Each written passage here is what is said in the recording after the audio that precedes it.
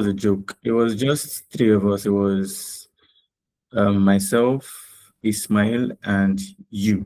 So it was just three of us. That was why I said this seems to be a very private class of three. It was a joke. Don't worry about it.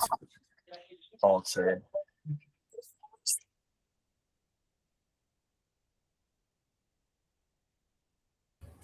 Okay, let's gently begin while we wait for others to join. So, how was the week, guys? How was the project? I believe this week we were handling the clustering project for Antarctic penguins, right? So how was it? How many of us were able to complete that project?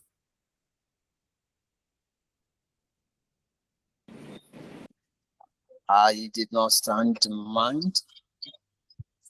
Oh. I didn't hear you. You didn't do what? I did not start my project. Okay, what was that? That's what. You were not able to start the project at all.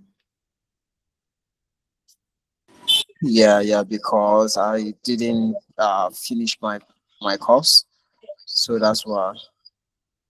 Okay, were you the one that asked me last week about catching up with the assignments because of something they had to do earlier on? Was it you? No, It wasn't you. Okay. So how far behind are you? Where have you gotten to so far? Have you gotten up to unsupervised learning?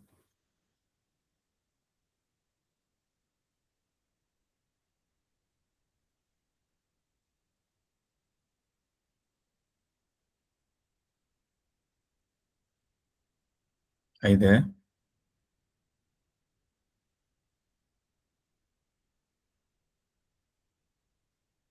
Okay. Let's assume that his network is having issues or he's in a noisy place right now. Okay. Who else? Was anybody able to complete the project? Clustering Antarctic penguins. That was our project for the week, right? How many of us were able to complete it? I think Ismail indicated that he did. Yes, I saw you, Ismail. Anybody else?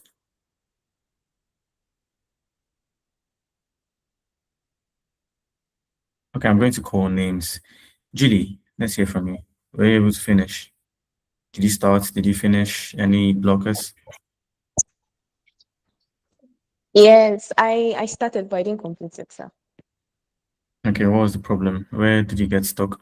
Did you get stuck or did you start late and run out of time or something? I got stuck. Okay, where did you get stuck?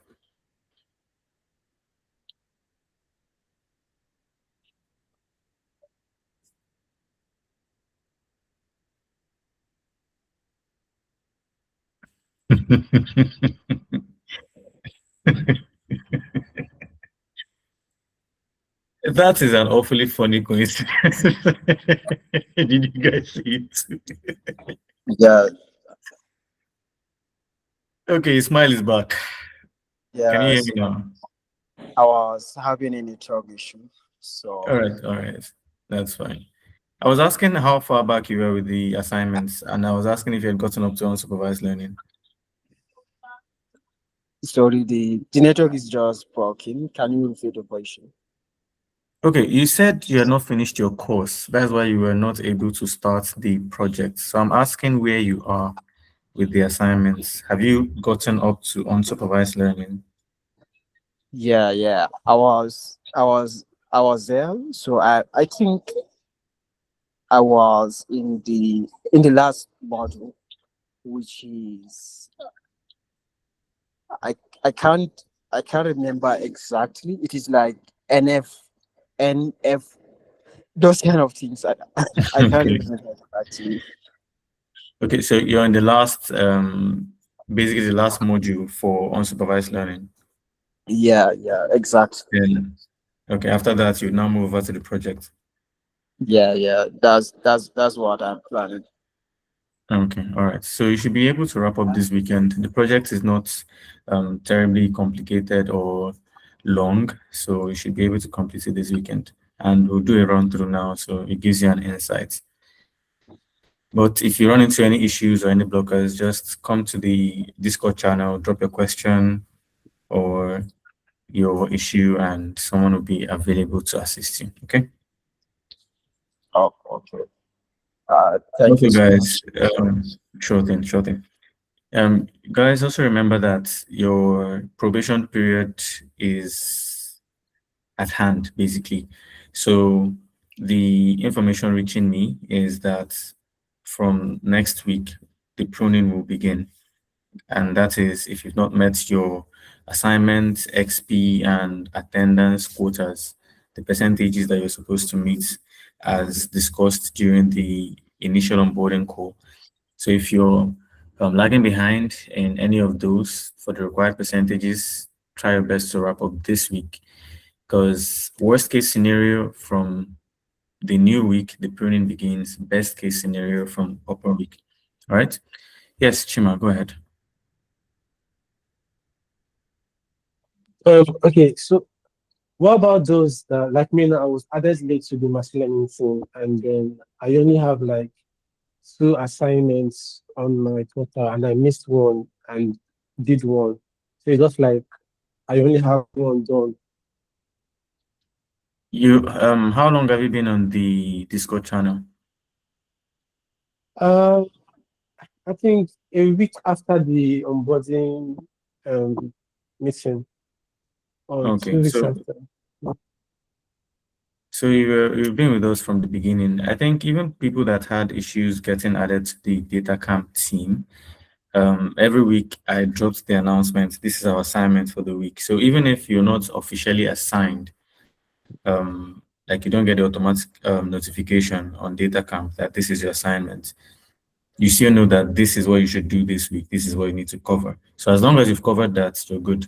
As long as you covered what you're supposed to cover, even if you didn't get that automatic assignment notification, you're good. No, I'm saying on the assignment tab, there's no record that I did the assignment, although I did them, but there's no record that I did them.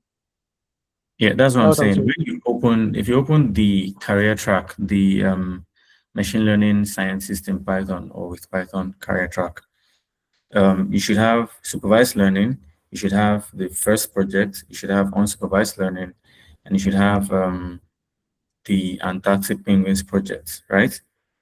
Those are the first four things on that track, right? Yes. Yes. So if you have done those first four things, even if it's not shown in your assignment column, you're good. If there's any issue, just revert to me. Okay? Okay. Well, I thought it's three that we've done so far. No, we've done four. This week is our fourth assignment, right? Oh, well, it means I missed one then again. So okay, give me Uh, a second. Let me open the career track so we can look at it together.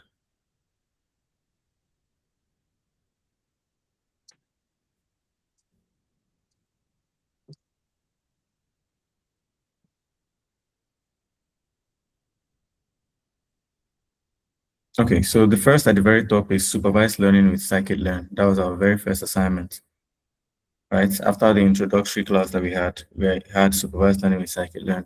Next was a project, predictive modeling for agriculture.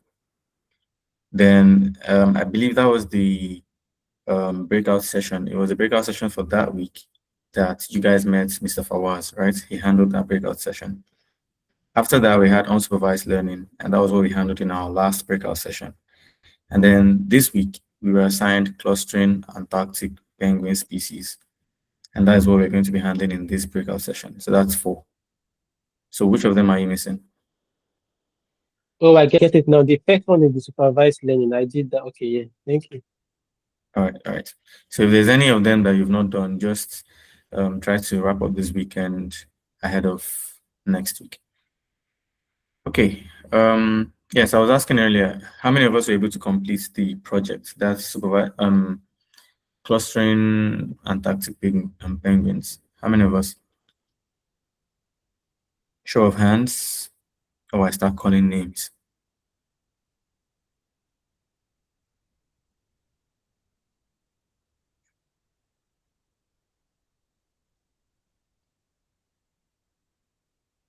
Okay, so far I've only heard from the two Ismails in our group.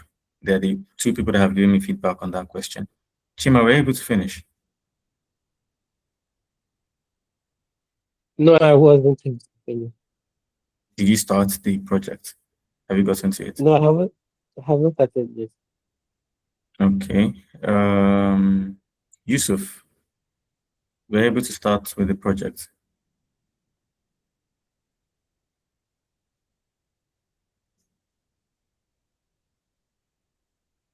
Okay, that's in the chat now. I see. Kashani, I don't know if I got your name correctly. Please correct me if I'm wrong. We're able to finish the project.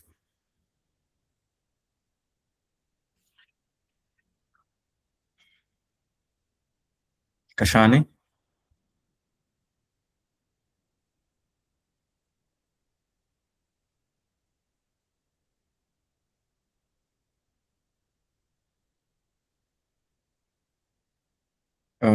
Abdulaziz.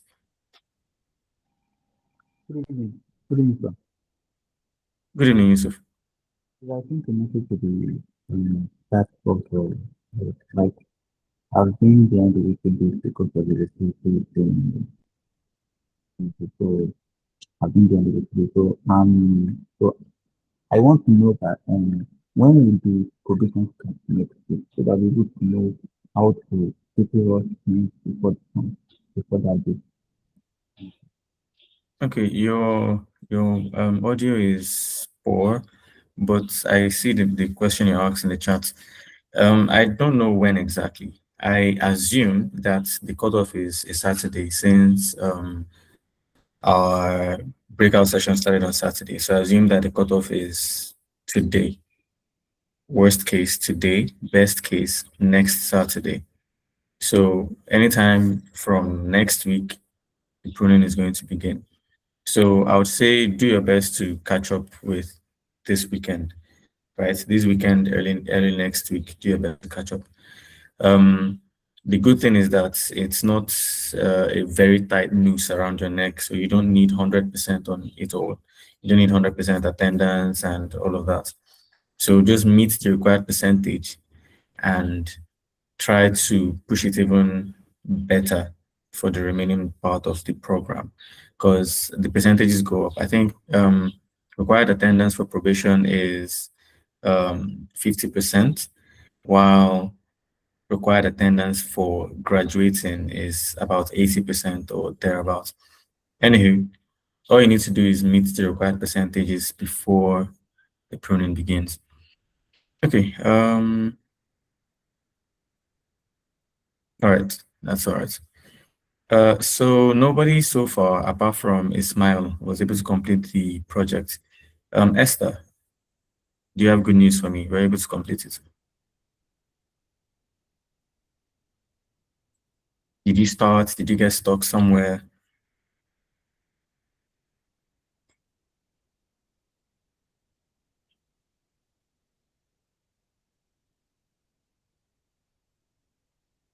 Esther, are you here? Oh, good evening, sir. I'm Good here. evening.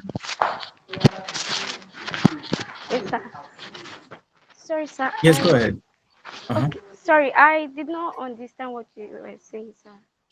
I'm asking about the project for the week, clustering Antarctic penguins. I'm asking how many of us were able to complete it, or how many of us got started and got stuck somewhere, or did not start at all. Okay, actually, I just started yesterday. I mean the chapter, the third one on linear regression and SVM. Linear regret. We've not gotten to SVM, have we? Hello, sir. Have we gotten to SVM? I don't believe we have. Our last assignment was unsupervised learning. Then the next is this one, clustering Antarctic penguins. Yeah, yeah.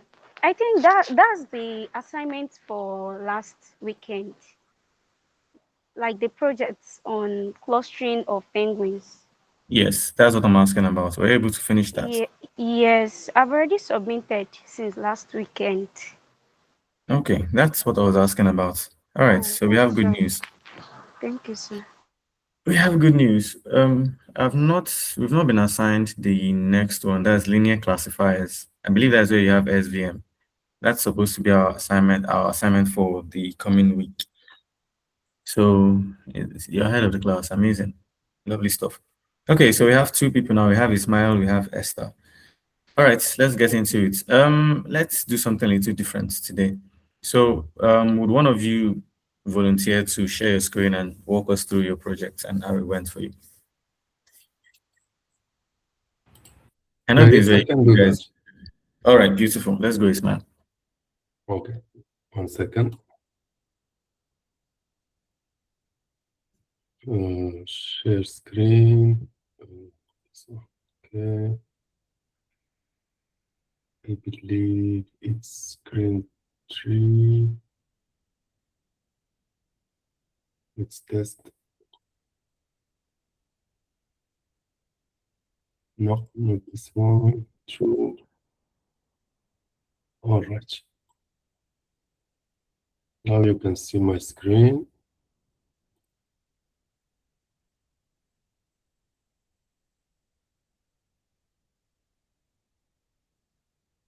Is it okay? Is it good? Yes, I can see your screen. Okay. It was this clustering project about penguins, I believe. Mm-hmm. And the goal was of the first question was to investigate and pre-process the data frame. So I don't know if the imports were already filled or I imported them. Then we read our CSV. I dropped the sixth column, which is the categorical column. I guess to keep only numerical. Mm-hmm. And here is our new data frame. So after that, to perform a cluster analysis, I made clusters from 1 to 20 using np.arrange. Mm-hmm. That's more from 1 to 17. I don't know why I have 1 to 20. That's 1 to 17. Yeah. And so this loop creates a pipeline of a scalar and K-means model. Standard scalar here, because as we know, neighboring or clustering algorithms need features to be on the same magnitude in order to work well. So for each number, we create the pipeline. I fit it on the data frame. Then we predict the labels for each record. And I store the inertia using the dot inertia argument, as well as I calculated the silhouette score for each model. And finally, I did plot both charts. So inertia against number of clusters and silhouette score against number of clusters. The goal here is to choose the optimal number of clusters using the elbow method. So I believe it would be between 7 and 8, something like that. or maybe even 6 could be a good clustering result. The last question was stat penguin. So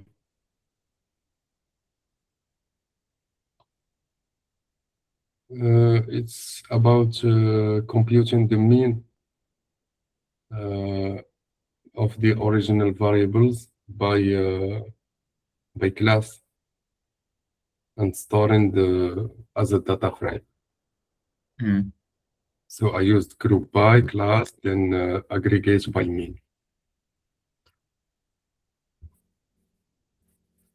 And that's it. All right. Thank you very much. Thank you. Sorry, I realized I should have asked this earlier. What name do you prefer to go by? I keep calling you Ismail. I don't know if that's your name or your surname. Yes, that's my name. Mujud is All right. my family name. All right. Well, Right. you can Thank you very use much, both. Ismail. It's the same. No problem. You're welcome. All right. Thank you for sharing.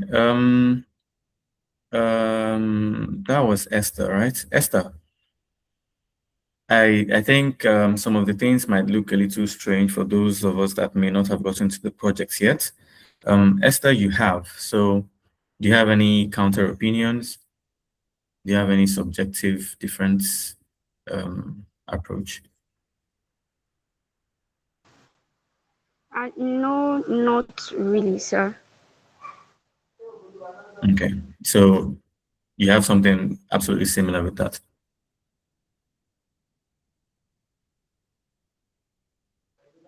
Yes, sir.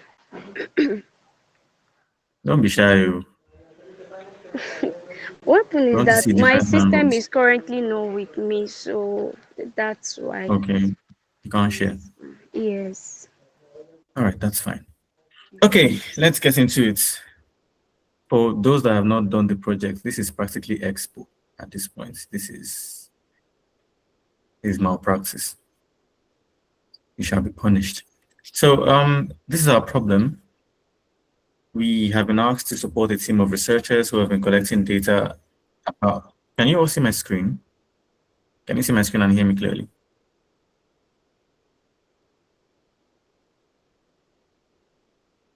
Okay. Ismail, you have a question. Yeah. So my question is about this PCA, principal component analysis. Okay. It seems like in the project we don't need to talk about that fact based on what Yeah. Ismail shows right now. Yes, you don't necessarily. Okay, so there's no hard and fast rule, right? The things we learn are not things that you must do every time around, every turn, right? Or for every project or for every problem. You pick the tools. It's like you have a big toolbox. It has a bunch of screwdrivers, Allen keys, spanners, wrenches, all of that. You don't need to use all those tools every time. So depending on the problem you're solving, you pick what you need and you make use of it. Now for this project, we have 5 columns, just 5 features. So we don't particularly, this is not high dimensionality. And PCA is amazing for dimensionality reduction, right? So you have like 1,000 dimensions and you feel like some things in there might not be absolutely necessary. So you run PCA and pick maybe the first 200 or the first 20 principal components that describe the most variance in your data set. So for 5, you may not need to do that. Then again, you might decide to run PCA to transform these from these regular features to PCA features that have better variance, right? They have less, what's the word? I think correlation, right? That are not as collinear. You could do that. You'd still be able to cluster properly. So it's a case by case basis, and it also depends on the data you're working with. It also depends depends on what you're trying to achieve. If you're trying to keep interpretability, you're trying to retain the information that's shared by these features, then you may not want to use PCA, right? Because then you're losing this information.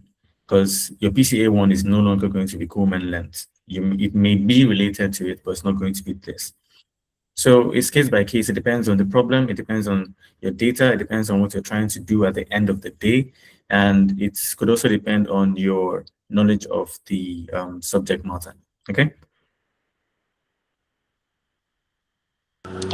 Yeah, I understand, but still, what I've learned uh, in this unsupervised learning, Mhm.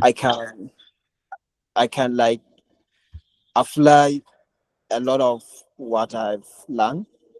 So what Ismail just shows to me, uh, it seems like a very straightforward Mhm. solutions, because this unsupervised learning, I find it very difficult to understand. So I Mm. just like anticipate the project to be uh, so much difficult or very Oh, difficult. I see. So, but based on what I've just see right now, it is not that Yes. very difficult. It's not the project itself. Last week I did mention that the project should take a day or less. A couple of hours should be enough to figure the project out. The project itself is not that difficult. Um, in the real world, you would probably have some projects that are more tasking, but this one is not. The last project as well was not. So if I say it's going to take you a day or a couple of hours, I'm serious. I'm not just hype. I'm not gassing you up so that you do your assignment. I'm being serious. Um, yeah, it's not that complicated. Like I said, the things you've learned in the unsupervised learning course, a plethora of tools, that's what you've been given. And there are more. There are a lot more things in unsupervised learning and in supervised learning, right? Our next assignment is going to be linear classifiers, SVM, stuff like that. You're going to see some things in supervised learning that we had not touched at all when we handle supervised learning. But it's giving you everything so that when you have a problem, when you have a task, from the knowledge that you've gathered, you can pick the exact tool that works best and use it. So for this, by the time you read through the problem, you realize, okay, I don't need too many tools. I pick this, I pick this, I pick that, and Bob's your uncle. That'll be fine. Okay. Now that's not, if you decide to use PCA on this, you can use PCA on this and probably use all 5 or all 4 PCA features to do your clustering and to work fine, actually. Do you need to? Maybe not. Can you? Absolutely. Good. Okay, thank you so much. All right, no problem. So, where were we? Yes, we've been asked to support a team of researchers who have been collecting data about penguins in Antarctica. The data is available in CSV format as penguins.csv. It was collected by da.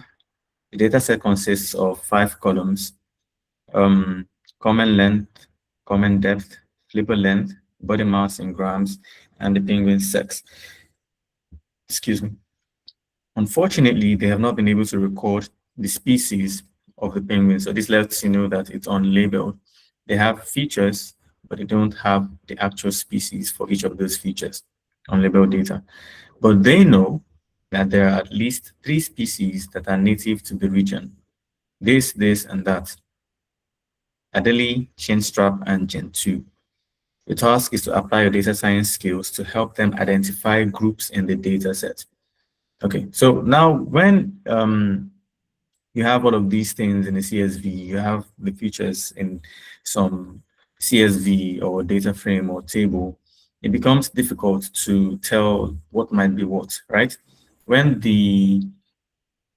while the researchers were in the field, maybe looking at them, they might be able to tell that this particular penguin is such and such species, and this other one is such and such species.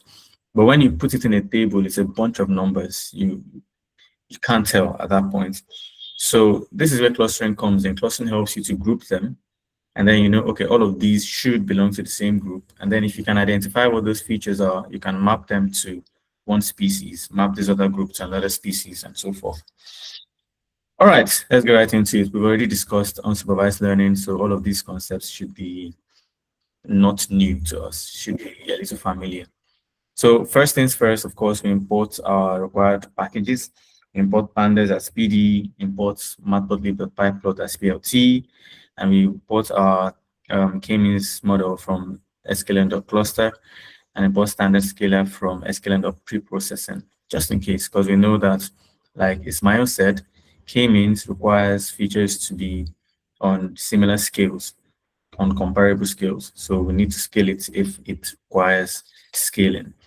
Then we load our data set into the Penguins DF. Right? What do we do next? Well, it's right there. It's right there. Exploratory data analysis, EDA, right? Guys, I need you to, as usual, unmute your mics, interact with me so that we have a flow going, all right? So what do we do for EDA? What do we want to do first? What do you want to know first about your data set? Because that's why you're doing EDA. You want to know what is in it. You want to know what you're working with. So what do we want to do first? Anybody, just unmute your mic, speak.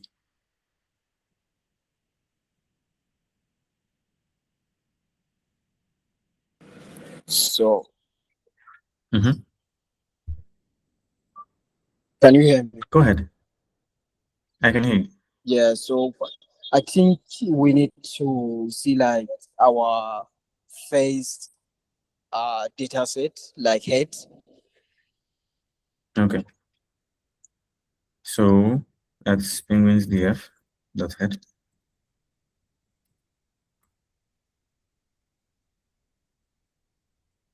That gives you, of course, the first 5 rows of our data sets. So it lets you know what it looks like. We already know that we have common length, common depth, flipper length, body mass, and sex. Now we can see what it looks like.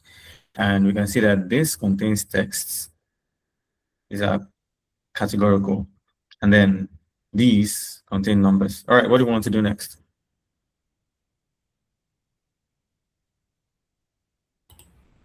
Maybe describe Python df dot Okay. describe. All right. Let's describe. Let's get a statistical summary of our data. Describe.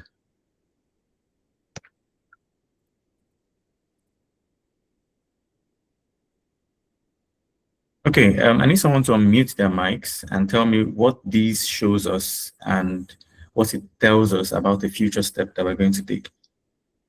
Does that question make sense? We're exploring our data set to see what it looks like and to inform our decisions and our actions moving forward. So from this description, the statistical summary of our data, what information are we getting? And what does that tell us that we will need to do in the future? Anybody? Let me just try. Okay. I think the main tells that our data have a high variance. So when you look at the columns, the features, you can see that they have a very high variance. Okay. And the standard deviation also the same thing. All right. So we can just go down the mean and the maximum. Mm. I don't know how to interpret this. So Okay. I mean you can help me there. Yeah, that's fine. All right. Thank you so much for chiming in. So let's start from the mean and max. So the mean tells you the lowest value on that column for that feature, while the max tells you the highest volume for that feature. So those are first the easiest ways for you to tell how widely spread out your values are and where they are on the number line or on the scale, right? So just try to picture it like a number line from 0, 1, 2, 3, etc., all the way down. So this is the minimum value for common length. That's 32.1. So it tells you that it starts from 32.1. The very first entry, the lowest entry is at 32.1. And then it runs all the way to 59.6. So the values are between 32 and 60. 32 and 60, that's where the scale is, somewhere there on the number line. Then this other one runs between 13 and 22. Right there in the middle of 13 and 22, that's where all of the figures fall in. So you see, between 13 and 22 is still before the lowest. Like the maximum here is lower than the minimum on this other one, right? That already tells you that these two are on different scales. This one is between 13 and 22. This is between 32, which is 10 higher than this, and 60, right? Then moving on to this one, the lowest here is 172, which is far to the right of both of these. Far to the right, we have this 172 for the minimum. And then it runs from there to 231, still farther down to the right. And this one is even farther down to the right, 2,700 minimum value. So you see that each of these features are on different blocks, right? So if our number line is a town that's on a straight line, this one is, let's say this is between blocks B and blocks D, and this one is before this one, so it's between block A and block B. Then this one is way down, so let's say this is G block, from G block to like I block, and this is farther down, so it's like W to Z, if the blocks in that neighborhood are labeled from A to Z, right? So it tells you that these are, they don't have particular relationships scale-wise. They're on different blocks. So that gives you that insight that you would need to scale this. You need to perform some operation that falls under centering and scaling, for this data set by the time you get to your data preprocessing, right? So that's what I mean by picking up some information here that informs a step that you need to take in the future. Seeing that these are on different scales lets us know that by the time we get here, we are going to need to scale, since we're most likely using k-means clustering, and k-means clustering is distance dependent. It's very sensitive to scale, so it may give more preference or importance to features that have higher scales, and we don't want that. Okay. Then for the mean is the average value. So we know that this is the minimum, this is the maximum. It runs from 32 to 60. And we know that the average value is 44.02. That's what the mean tells us. So it's, the statistical middle of that value is 40, of the set is 44. So this, like statistically, the middle of this feature is 44. This is 17. This is 200, and this is 4,206. That tells you a lot already. And the standard deviation lets you know, like, sort of the measure of deviation from the mean. So deviation from the mean here is about 5, sorry, is about 2, this is about 14, and this is about 806. That gives you an idea. It lets you know that these things are they're all in their own leagues. You need to bring them together. Okay. Is there any other EDA step you want to take?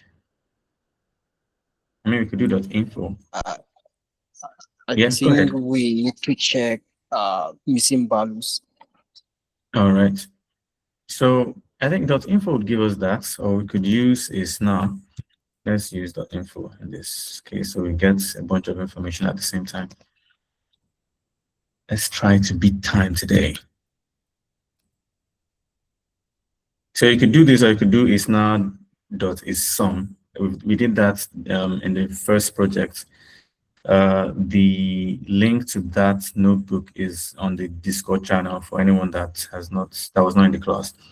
Okay, so first of all, this part of our .info summary tells us the null count. It tells you if you have missing values. So since we already know that we have 332 entries, if you have 332 non-null, it means all 332 have values. There's none empty. Okay. So info gives us a summary of our data sets. It lets us know that this is a pandas data frame, and we have 322 entries. That's 322 rows from 0 to 331, total of 5 columns, and the column names are listed here, and it tells you the type of data contained in each column. So we know that the first is float, next is float, next is float, next is float, and sex is object. And it also tells you your memory usage. Okay, so I think so far we've seen as much as we need for now from our data, right? So next, data pre-processing. So from all that we've seen here, we've seen that we have 5 columns, and we've seen that 4 of them are floats. 1 of them is categorical. We've seen that there is a difference in scale and dispersion across each of the features. So what pre-processing steps are we going to take? I think before processing that is, we didn't check the unique features from our 6 columns. Okay. I mean, for sex, we would expect them to be 2. Since we're looking at animal sex, we'd expect them to be 2. But we can do that. You can remind me how to. Why isn't it scrolling? Oh, data lab seems to be hanging. Okay, so who can remind me how to check the unique features? The unique entries, rather, I on the think feature. our Using friend that you go on, Yes. Ismail. Mm-hmm. yeah, our data frame dot unique. Dot unique. Is it the data frame dot unique? The data frame itself? No, you didn't specify the column name. All right. Is that correct now? Yeah, I think so. All right. So it gives us an array of the unique entries in there. Tells us we have male and we have female. Okay.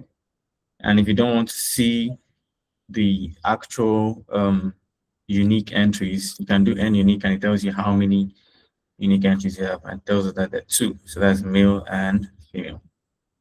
Okay. Thank you for that, Ismail. I assume that's Ismail. I can't see the names right now. Okay, so what pre-processing steps are we taking? You guys remember the steps we have under pre-processing? That's where we had our encoding, splitting, handling missing data. That's either dropping or imputation, centering and scaling. All of those things fall under pre-processing. So out of the barrage of things you can do while pre-processing, which are we doing for these data sets from what we've seen?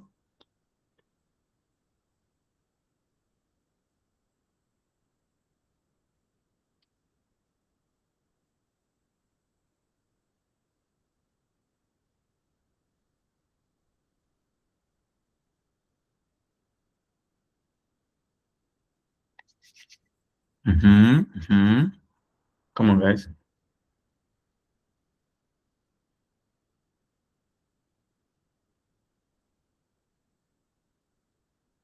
Okay. All right. So first of all, okay. So when we looked at Ismail's project, he did something before he got all of these parts. He dropped this. He dropped sex because it was categorical, and we know that scikit-learn requires data in numeric format. We know that for you to use scikit-learn, your data has to be numeric, and it has to have no missing values, right? So he dropped this one to, you know, satisfy that requirement.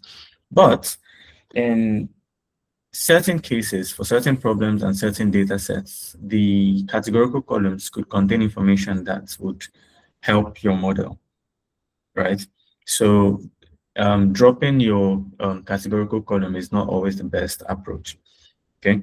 So I'm not a subject matter expert here, so I don't know if the sex is important or not, right? But then if we think about animals and biological dispersions and all of that, in certain species, the sex can play a role in determining the features. Let's use goats, for example. Goats. I remember from secondary school, there is a species of goats where both male and female have horns, right? And the goatee, the beard, and all of that. And there's another species where there's no beard or the goatee. So let's say let's say this was a data set for goats, and we had features, we had columns, and one was for beard. And it's 0 if you don't have a beard, 1 if you have a beard. For that species, the sex is going to play an important role in further helping to describe it beyond the beard. Because if you go by just the beard, you might classify a particular entry wrongly, because you don't realize that in that species, both male and female have beards, but in other species, only the males have beards. I don't know if that makes sense. Anywho, what I'm saying is your categorical features could contain some information. So instead of dropping them all the time, in some cases, you would need to encode. That's where encoding comes in. So what we're going to do here is categorical encoding. Let's do that first.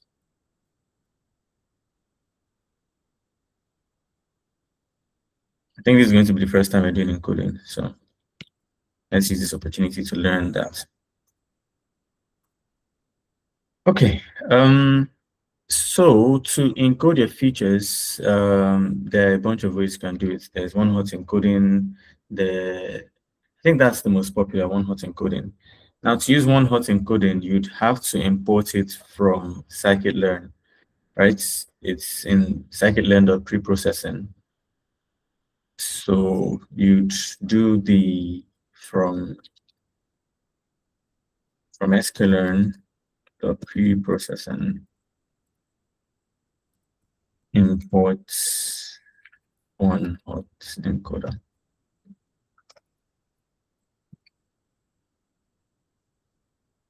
Right, then you create an instance of one-hot encoder, so you could call it encoder, the regular way. One-hot encoder. And then you'd call encoder.fitTransform. It's unsupervised learning, so we're not splitting our data here into train and test, so we can use the whole thing. So you'd call encoder dot sorry, give me a second. Let's put that into the chat data frame. Let's call it penguins enc. That would be encoder dot fit transform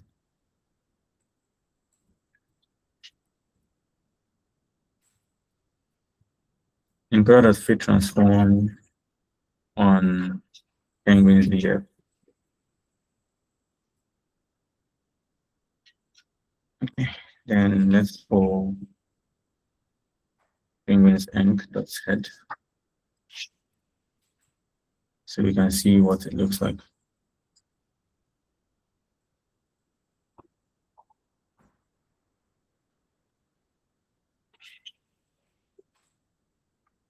What just happened? Oh, yeah, I don't think this returns. I think one-hot encoder returns an array and not returns a sparse array. Oof.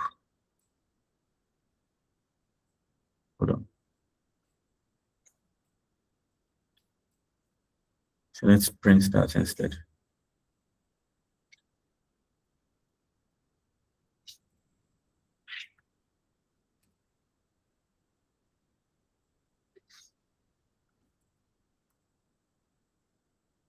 Okay.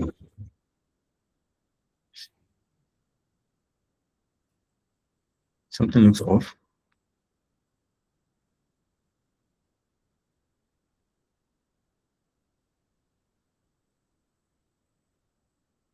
Okay, something is going on, guys.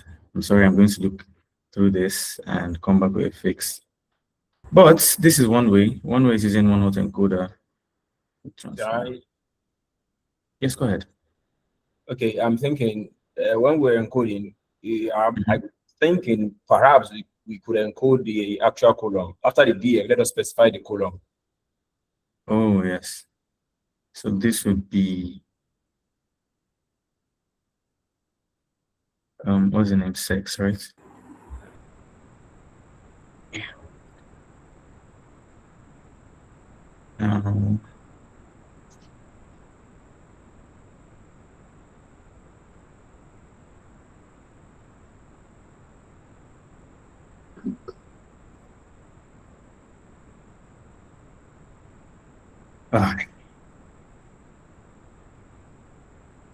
going to come back to one autoencoder. I was bringing this up to show a different way of doing it. For now, we're going to use get dummies. I don't want us to burn up our recording time for those that are not here. So this is one way, using one autoencoder. I'll fix this and I'll send the fixed notebook to the channel. Another way is to use the pandas. Okay. Yeah, go ahead. Okay. The penguins underscore enc. Let us specify the column also. As in, let us have it this way: penguins df with the column, okay, equals to encoder dot filter transform, then penguins df with the column. Instead of penguins underscore encoder, let us have penguins underscore df. Then let us specify the column. Okay, so transferring the encoded column into the column Yeah. of this other one. Okay. The thing is, okay. I get you. I'm doing what you're saying, but I like to create copies of my. I don't like to perform certain changes directly into my original data frame. In case I make a mistake, like stuff like this, I can always go back and pick it up. So I'm just going to copy this into Penguins Inc. And now we're going to perform Penguins Inc. is about to encoded a fit transform on Penguins Inc. Right? So Penguins Inc. Yeah, that makes sense. Thank you so much. Penguins Inc. sex. Right? This is what you're saying, right? Yes, Encoded a fit transform Penguins Inc. Beautiful. Then, yep, let's run that. You better work. You better work. What is going on here? What is going on? Can I see what You have to add the dot reshape because you are using only one column. You have to add dot reshape. Oh yeah, And that's you will see it minus in one. the error code. On the bottom, you will see the solution. Yes, dot reshape. I guess it's -1 1. That's one. Or let's see. This neat tweak. See if that works.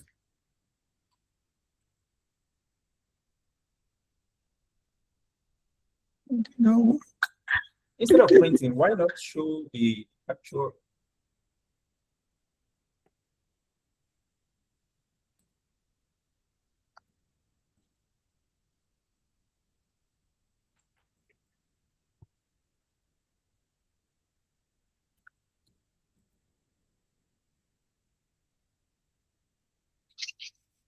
New errors. Let's go. Series object has no attribute reshape. Let us remove the reshape.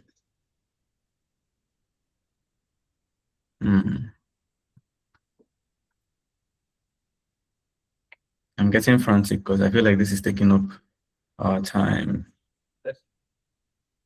Okay, let's take our time and figure this out. Okay.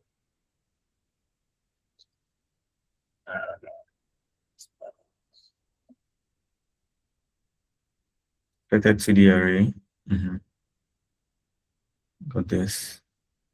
Array dot reshape minus 1 1. I believe we just did that.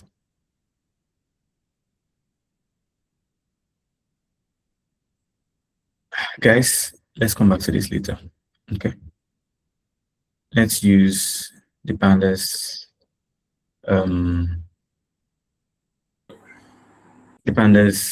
function. Okay, so another way to do, sorry, go ahead.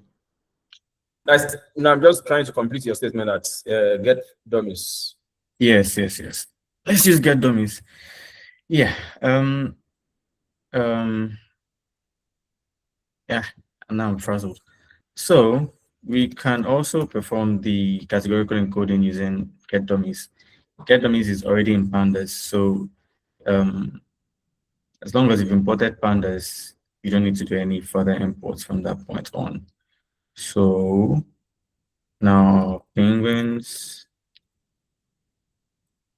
encoded would be pd.getDummies, and then we'd call penguins df. Let's confirm that penguins df did not get changed with all these things we are doing, just to be sure.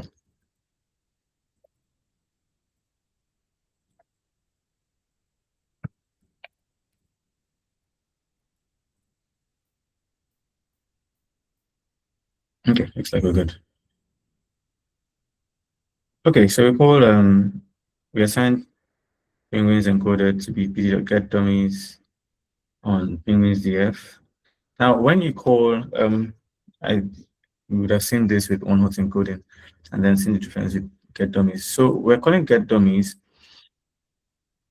on our data sets. Where is it? That's this. Get dummies is going to go into the data set and find the categorical features. And then what it does is, so here we have sex as a categorical feature. And the categories in this feature are male and female. Those are the two categories. So what get dummies would do is that it will create new features out of sex.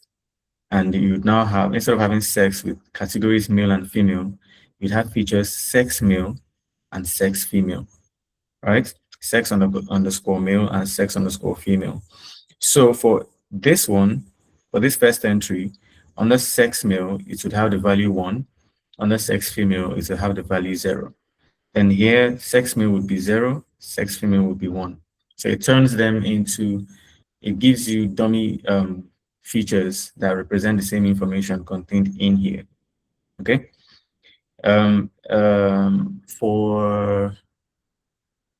For get dummies, as it does that, it gets rid of this feature for you, right? So as it's giving you sex male and sex female as two new features, it's deleting this from that data set.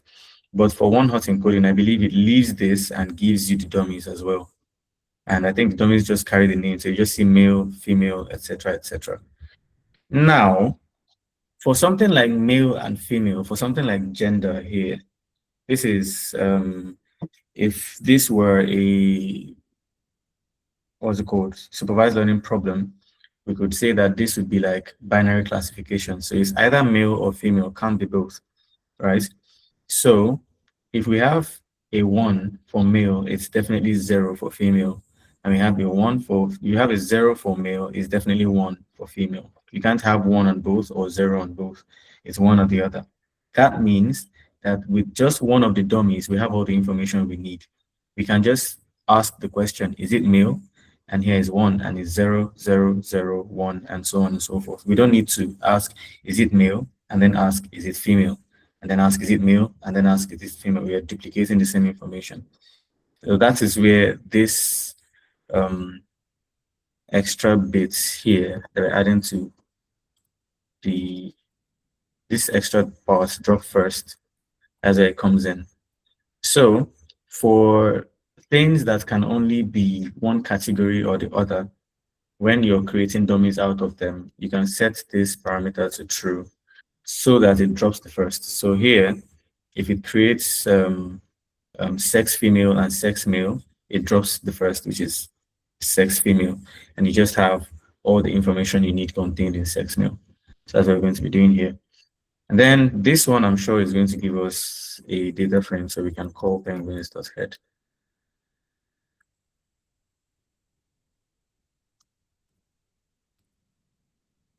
Okay, let's run that. Someone raised their hand. Who was that?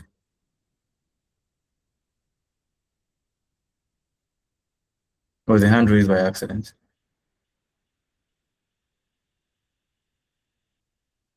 Okay.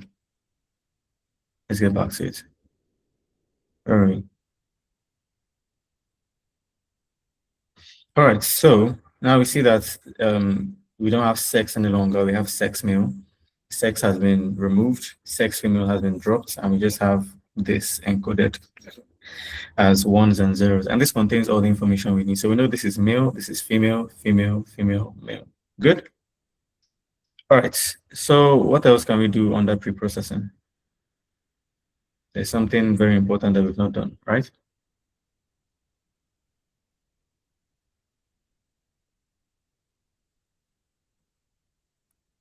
Where is everybody? Okay, we need to scale our features because, as you saw from the statistical summary, the spread is quite different. So we need to scale our features. And I believe we imported standard scaler already. So we'll just create an instance of it.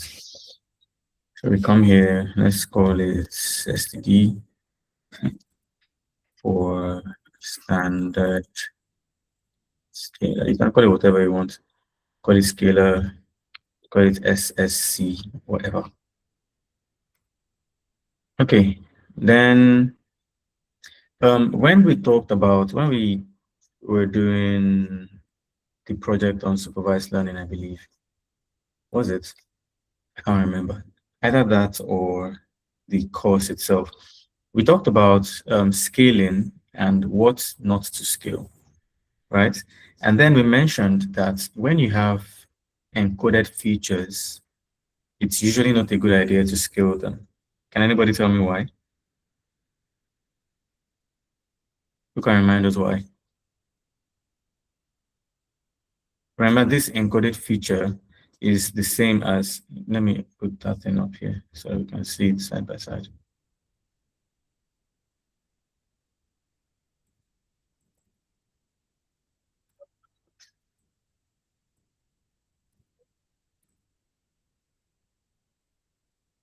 Okay, so this is the same as this, where 1 now signifies male and 0 signifies female, right?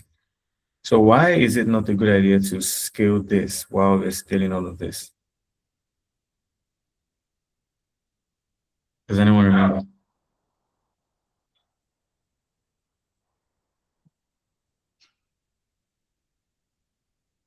Okay, that's fine.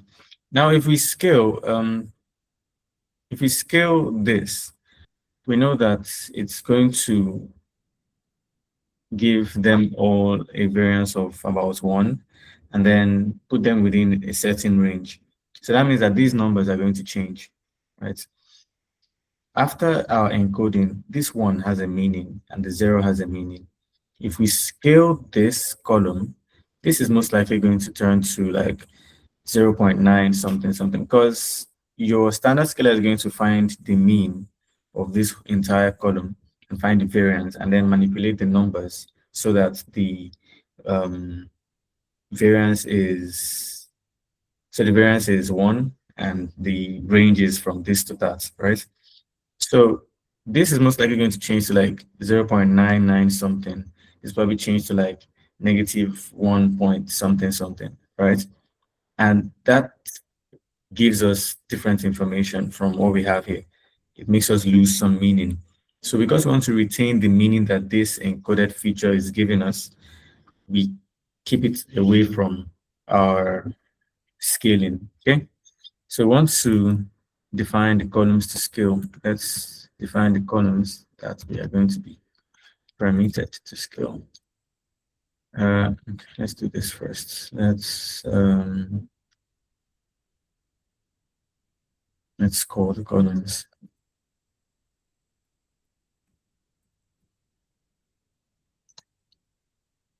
So we don't make any mistakes. Okay, so columns to scale would be from here. All right, so we're avoiding sex male.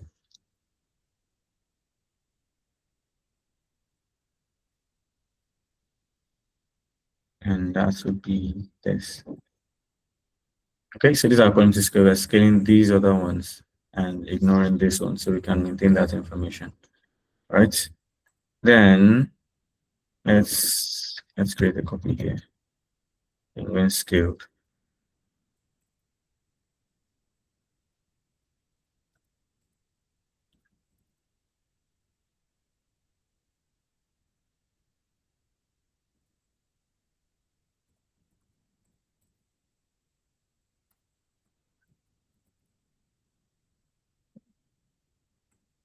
So I just copied the encoded data frame into a new variable and when scaled. Then I'm going to perform my scaling in here. So I still have this one in case I want to go back a step or something. So when scaled, I'm replacing columns to scale.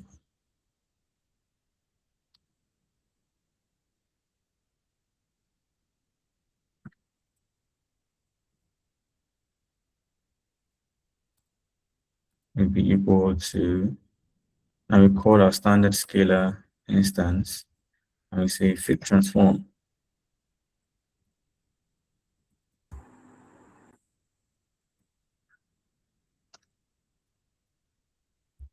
And then when scaled, columns to scale.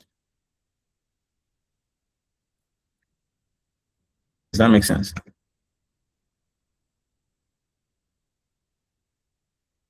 Does that make sense?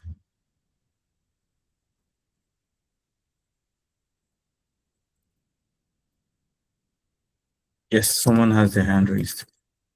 Can't see who it is, but go ahead and speak. Just for a second, let me see your previous cell, the one above your present cell now. Just for a second. This one? Yes. Okay. Okay. Thank you. All right, cool. Okay, so we created an instance of standard scalar called the STD. We listed the columns that we do want to scale because there's a column we don't want to scale, which is this one. So we listed those we do want to scale in here, so we don't have to type it every time. Then I made a copy of our encoded penguins DF into penguin scaled, and then we say from penguin scaled, select these columns, and then fit transform our STD instance on those columns, replacing them in this DF. Okay, so if we do that, this is our new describe. You can see now that the values are between 1 and 3. Sorry, this is mean. Okay, it's between -2 and +2, -2, +2, thereabout. And then the standard deviation for all of them is the same now, right? And then their mean is comparable. But this one remains untouched. We still have our minimum as 0 and our max as 1. If we had run it on all of them, we would have our minimum as a negative number, just like these ones, and our maximum as maybe 0.9 something, right? So if we call that head here, let's do that over here.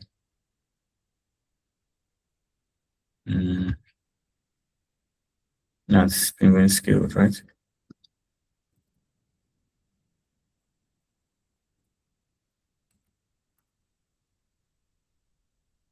You see that these values have changed, but this one remains the same. Okay.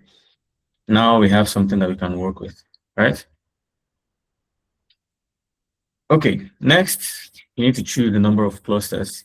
I know that Ismail already showed us how he did it, but just to be sure that we're all following, how do we do this? How do we, in a situation where we don't know what we're working with, which is not this one because they've given us some information here. But in a situation like that, how do we choose our number of clusters?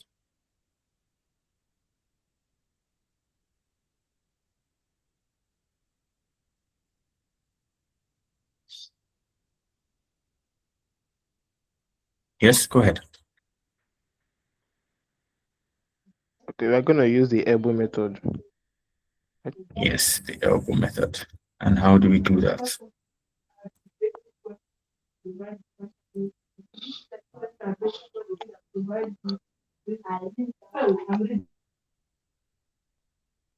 So we covered this in our last class, I believe. We run through a loop of our model with varying numbers of clusters, and we find the inertia for each cluster. So if we run with one cluster, we find the inertia. Two clusters, we find the inertia, etc., etc. Then we plot the inertia values against the number of clusters, and we find the elbow. Now, for elbow analysis, the elbow is not always very easy to spot, and it can be subjective, right? I could choose 5 and the next person chooses 7, and it's all relative because this is unsupervised. You're flying blind, you don't know exactly what's going on. So if you don't have some extra information, it may be, depending on how the elbow looks, it may be difficult, let me not say impossible, to have the same results across different scientists or engineers.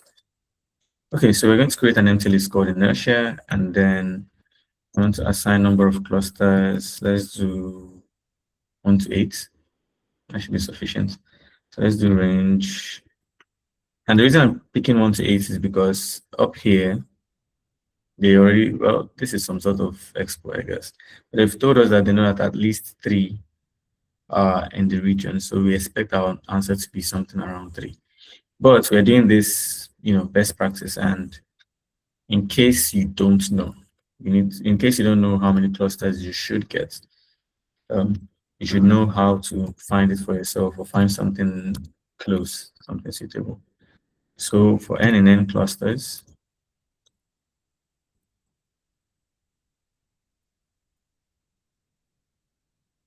we're going to call our model with an instance of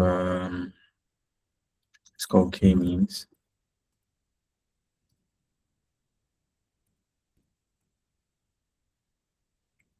Is number of clusters equals n, right? Then we're going to fit.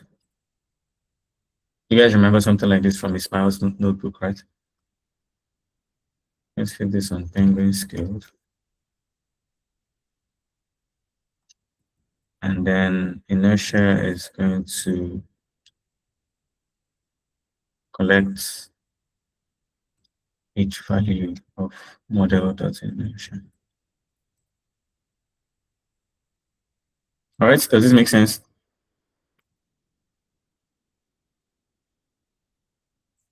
Okay, let's visualize. So we're going to call plot. So we're plotting number of clusters on the x-axis, and we're plotting inertia on the y-axis, and we want to use the O marker.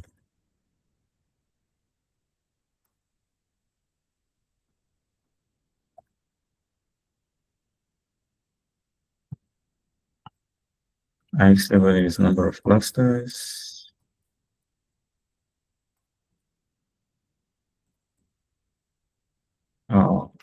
Y label is inertia or inertia score, inertia value.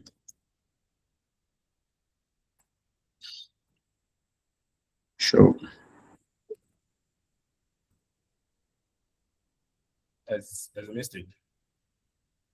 Yeah, what's that? Of course, the model The argument is that we are missing x n clusters.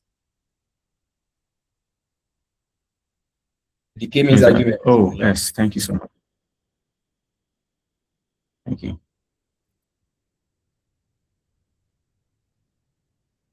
N cluster is not defined. We will fix. Oh, for same thing here.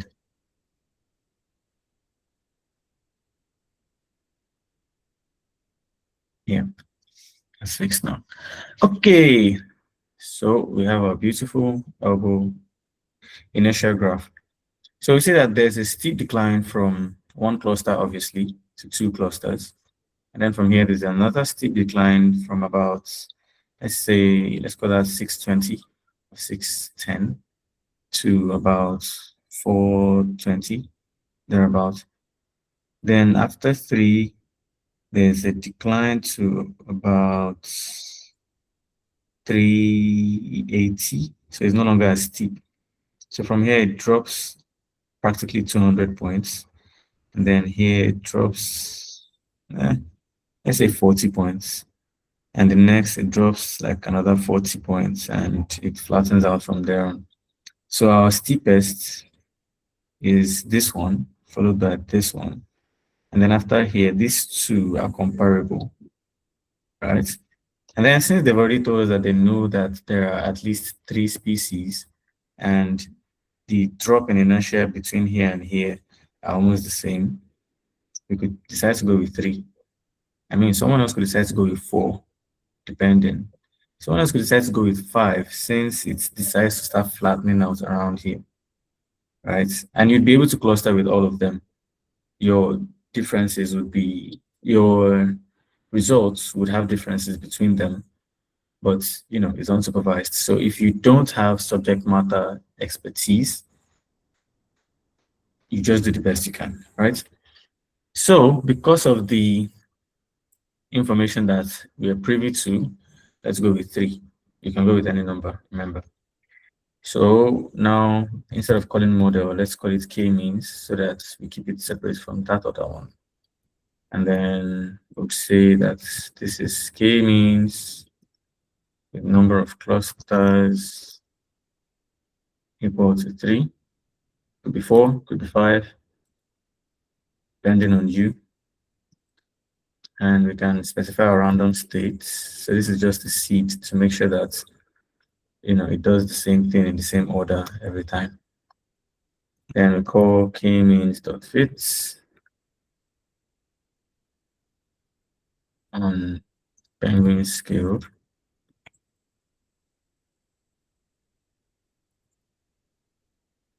Right. Then we store the answers from the predict in labels. So let's get some space. Labels would be k-means predict penguin scale. So this should give us, since we have 3 clusters, we should have labels from 0 to 2, 0, 1, 2. Those should be our labels. Let's print it to see what it looks like.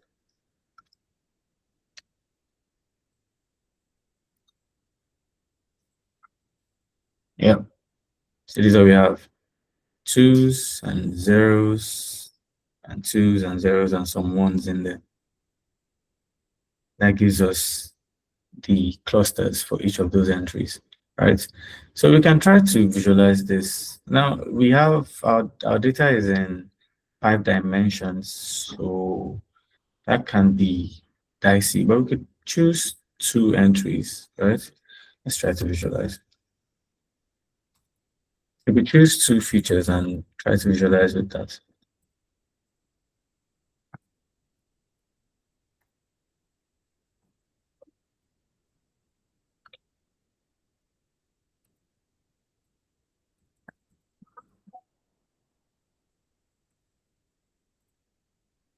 What should we plot on the X?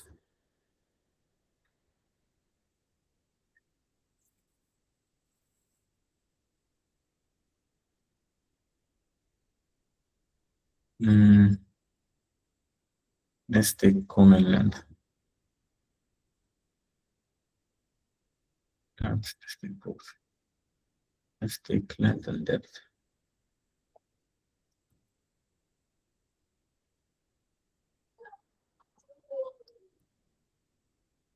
Okay, so plotting common length on the x.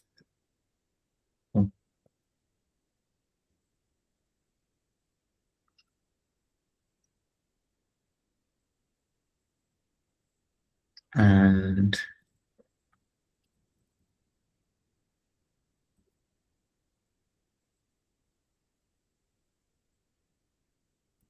common depth on the y, right?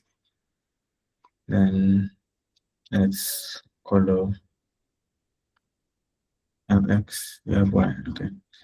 Let's color this with labels. And sure.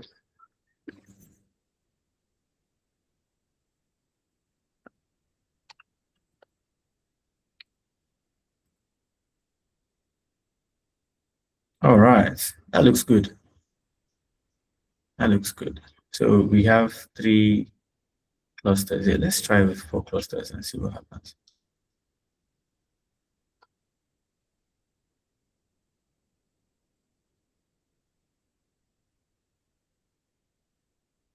Okay, so now I have a bunch of 3s in there too. Plus 4 clusters means 0, 1, 2, 3, right? Now let's run this and see. Okay. I think 3 looks more defined. What do you guys think? Absolutely. I mean, we're looking at just 2 features. Yeah, what do you say? Said absolutely. It looks more defined. All right. I mean, we're looking at just 2 features, so it's a little, we're setting this graph up for failure, but it's subjective, and considering the earlier information given, let's go with 3.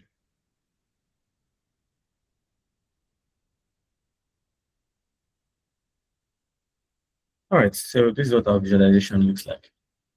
Okay, now for the what's the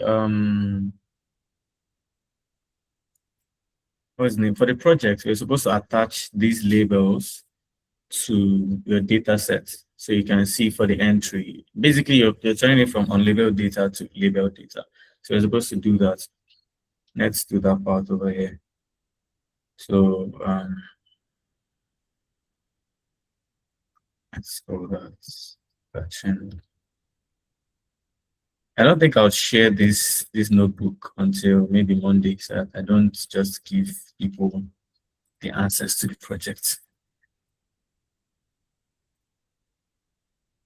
What do you guys think? Vote. Should I share it? Should I share it tonight or not? So let's call that penguins clustered, or we can call it penguins labeled. Doesn't matter. And this would be, let's copy what we had from penguins DF first.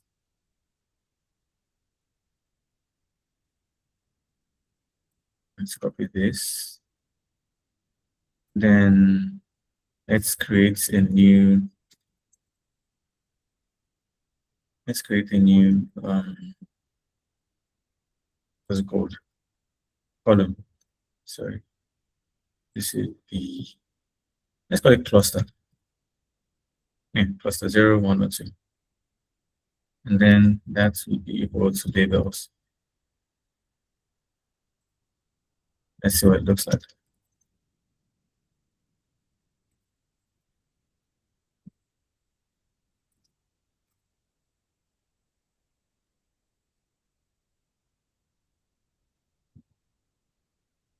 There we go. So now we have length, depth, flipper length, body mass, sex. Remember, this is a copy of the original data frame. So that's why we're back to having sex as a categorical feature. And we have all of these no longer standard scaled. So we're just attaching this to the data set. And then we have our clusters, right? So these are what we have. And I believe there was an extra instruction to basically sort this data by the clusters and show the average for each feature per cluster. So what that's telling us is that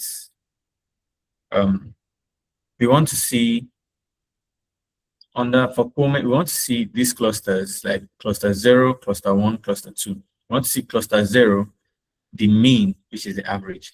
The average Coleman length for that cluster is this. How much average Coleman depth for cluster 0 is that. Average flipper length is this. Average body mass is that. We don't need average here, right? This is categorical. And the instruction said no categorical in the response. So that's what we want to do. So we want to have 3 rows, 1 row per cluster, since we have 3 clusters. And then for each of these features, we want to see what the average is. And just like we saw in Ismail's notebook, to do that, hold on. Let's call this collecting averages per cluster. Right. What's the variable we're supposed to store that on that data frame? Let me check.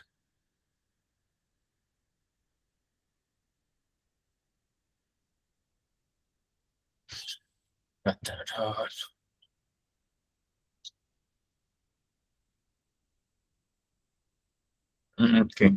I believe it's start penguins, right? Start underscore penguins. Okay. So start penguins is going to give us the penguins clustered dot group by. This is what is going to help us group all the entries per cluster. So it's going to gather everything for cluster 0, and then whatever extra operation we define to perform that operation on that group. So we're grouping by the name of the column arrays in cluster. So we're grouping this, which is this data frame, by cluster. So it's going to find the feature cluster and see how many groups are in there. So we have 0, 1, 2, 3. So for the first group, which is 0, is going to pick everything that has 0 under this column cluster. And then we're telling it to perform mean on that. And then it performs the mean for each of these other columns, right? So for cluster 0, it picks every entry that is clustered under 0. Then it finds the mean of their Coleman length, their Coleman depth, their flipper length, and their body mass. This is a good way to see, the average measurements for each of those clusters. So for why this is important, or the benefit of this in real life, is that remember our problem at the beginning was that the team of researchers did not know the species of penguins, right? So if we have decided, or if we have been able to cluster these penguins into 3 clusters, and we give them this data, remember we're assisting the researchers here. We give them the data and we say, okay, I think there are 3 clusters here. For the first cluster, the average Coleman length is, let me say, 30.2. And the average Coleman depth is 15. And the flipper length is 181. Now, the researcher, with their domain knowledge, their knowledge of that field, can say, oh, these measurements coincide with the species chin strap. That sounds like chin strap. Oh, this looks like Gen 2, right? So with that, they can say that means cluster 0 must be this, cluster 1 must be that, cluster 2 must be this, right? So there's meaning to these projects, and there's meaning to all these things that you're required to do. Sorry, we've done this already. So this is head, so it looks like. There's meaning with all these things you're required to do that is translated to things and problems and solutions in the real world. So this tells you, for example, cluster 0 has average Coleman length as 47.47, depth as this, flipper length as this, and body mass as this. So a domain expert would be able to tell, okay, with an average mass of 3 kg or 4 kg, and flipper length of 197, common depth of 18, and common length of 47, this is probably chain strap. These measurements are the average measurements for chain strap. These measurements are the average measurements for Gen 2. These measurements are the average measurements for Adelie. Now they can label these things. So you can now know that all cluster zeros are Gen 2, all cluster 1s are chain strap, and all of that. And once you've assigned those labels to this, you have a more comprehensive, more educative, more holistic data set that you can work with. You can now use that data set for supervised learning problems, etc., etc. Well, this would be the end of the project. And with this, you should be able to submit the project and Bob's your uncle. So, guys, any questions, any additions, any suggestions?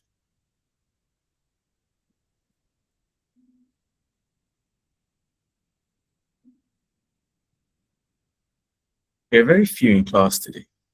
There's just 10 of us. That's sad. Where did everybody go? Okay, guys, any questions? Any confusions anywhere? Any disagreements? Does anybody disagree with something we did here today?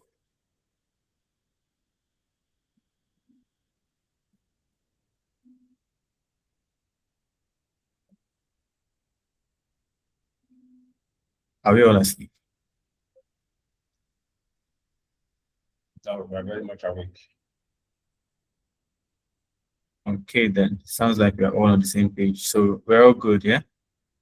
Yes. Everything went down smoothly. Beautiful. That's lovely. Let me get the attendance form. If I forget.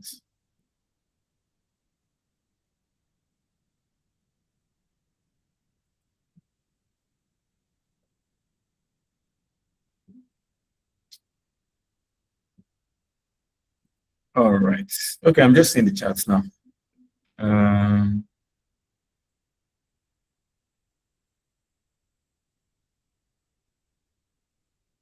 Okay, the attendance form is in the chat. Is there anyone here that can't access it from the chat? Are the regular customers here?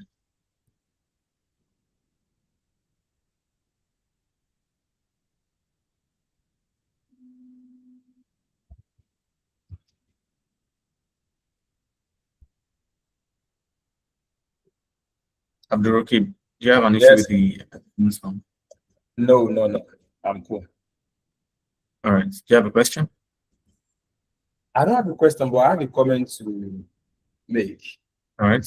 Okay. I just want to say that this breakout session has been so interesting, eye-opening. Actually, I've done the assignments and I got maximum points. But then I learned something very little, but very, very important today. That's about copying your data frame always. It actually helps. Because I was working on the whole data frame from the start of the project to the end. So I had to do things the hard way, For instance, when I was trying to compute my results, so I needed to get the categorical columns and all that. My workbook, it was for someone who is a starter, who is just learning me work. I be thinking this thing is too hard because I made it too hard for myself because I wasn't copying, duplicating data frames. I have just learned that duplicating data frames could make your work easier. So it's quite interesting. Yeah, absolutely. Thank you for that comment and thank you for the compliments, right? Yes. Thank you for that. So yeah, it's not a hard and fast rule. It's not something you must do, but personally, I find it convenient to copy. If I'm going to do something to that data frame or the data sets that is going to change the information inside, I prefer to just do it in a new one. So that if I want to compare or go back, I don't have to go all the way to the beginning and load from the CSV and start from there again. So it works for me. Thank you very much. Thank you very much for that. Okay, guys. The attendance form is in the chat. I think this is the first time we're finishing before 8 p.m. A round of applause for us. Yay! Good job, boss. So if there are no questions, if there are no issues or further matters to discuss, if you filled the attendance form, you can drop off the call and I'll see you guys next week. Well, one of the TAs will see you next week. Thank you so much for joining. And yes, Yusuf, the recording, I think the issue has been fixed. So I think the recording is going to be up on YouTube within the week. I think before Wednesday or by Wednesday, it should be up on YouTube. The recording for last week's session was on YouTube. I sent the link to our Discord channel. So just look up, usually an announcement will go out on the announcement channel, so you see it there. All right, guys. Thank you. See you next time. Thank you so much. Bye, guys.